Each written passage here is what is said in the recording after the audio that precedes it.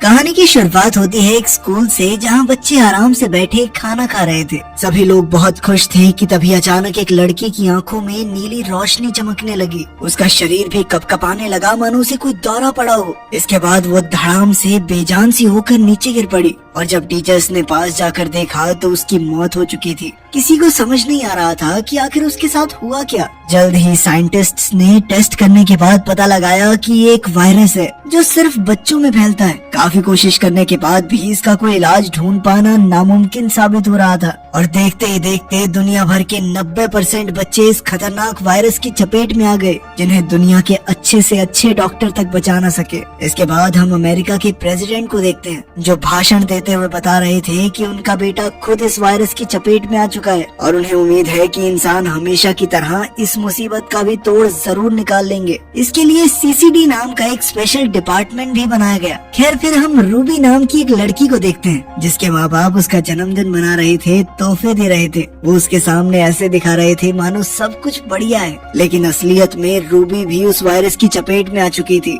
अब उसके माँ बाप को डर था कि वो उसे खो न दे। उसी रात रूबी को अकेले अपने कमरे में नींद नहीं आ रही थी, तो वो उठकर अपनी माँ की बगल में जाकर लेट गई और उनका हाथ थाम लिया। लेकिन तभी अचानक उसकी आंखों में ऑरेंज कलर की रोशनी चमकी, जिससे रूबी काफी ज्यादा घबराकर अपने कमरे में भाग गई। अगली सुबह जब रूबी उठी तो उसे तो हमेशा की तरह सब नॉर्मल लग रहा था, लेकिन जैसे ही उसकी माँ ने उसे देखा तो वो पूछने लगी, ये लड़की कौन है तू और घर में कैसे घुस गई? उसकी माँ को वो बिल्कुल भी याद नहीं थी। इस पर रूबी ने कहा कि मैं आपकी बेटी हूँ, मुझे कैसे भूल सकती हैं आप? ये देखिए, ये गिफ्ट कल रात को दिया था आपने मुझे। लेकिन रूबी की माँ को लगा कि शायद ये कोई बीमार बच्ची है जो पुलिस से बचकर भाग रही है, जिसके बाद उसने रूबी को सीडीसी की टीम के हवाले कर दिया। रूबी बेचारी रोती बिलखती रही, लेकिन सीडीसी की टीम वाले उसे जबरदस्ती एक बस में बिठा कर ले गए। बस में उसी की तरह काफी सारे बच्चे बैठे हुए थे और एक गार्ड हाथ में बंदूक लिए खड़ा था, मानो ये बच्चे नहीं कोई टेररिस्ट हो। जल्द ही बस सीडीसी के हेडक्वार्टर्स में पहुंच गई, जहां काफी जबरदस्त सिक्योरिटी थी।